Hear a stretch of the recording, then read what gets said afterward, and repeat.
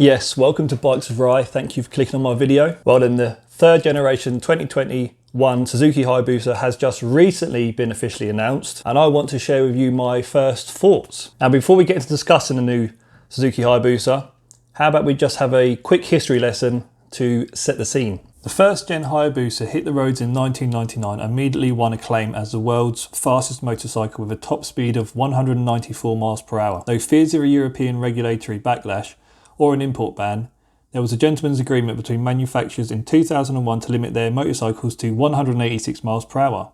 Because of these conditions under which the limitation was adopted led to the 1999 Hayabusa forever being the speaking and remains the fastest production bike in the world, technically. The first gen Hayabusa also produced a record-setting claim of 173 brake horsepower at the crankshaft by virtue of the largest engine displacement in a sports bike.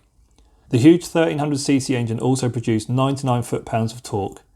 This performance, coupled with the sophisticated aerodynamics, meant it was destined for top speed figures never to have been reached before. Suzuki later improved on the original with the Gen 2 in 2007.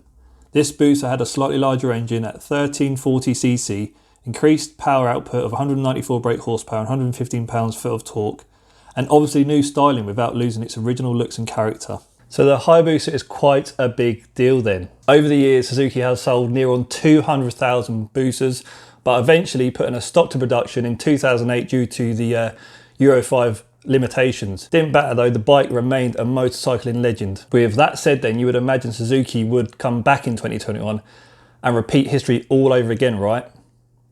Wrong. I'll be honest, I was disappointed when I first learned of the latest engine specs. Actually, I was very surprised. We now have a bike with less power and torque than the previous bike. That has to be a world's first, surely. If we take a look at Suzuki's website, they claim nothing comes close. And it goes on to say legendary for establishing new levels of performance. I'm not so sure anymore. I don't know about you, but I was expecting more from Suzuki here. Some like godly power output, coupled together with all the electronic rider aids necessary to keep the bike in check. On a positive note though, it weighs 4 kilograms less than the Gen 2. What about the Busa's looks and electronics then? Now this is actually where I think they have really delivered. The colour combos are superb, especially the matte silver and red. I love the chrome vent on the fairing and I think the tail is massively improved over the previous models. The bike overall looks less bulbous. I always thought the original Busa was a bit ugly in places. Though understood the fairing played a major part in aero, I forgave it for that. The whole package looks a lot sleeker and modern. The electronics are up to modern expectations too, with a dashboard that would fit into the latest car. All the safety features and electronic rider aids you could imagine, such as 6-axis IMU, cornering ABS, cruise control, rear wheel lift control, hill hold control and low RPM assist system to prevent stalls.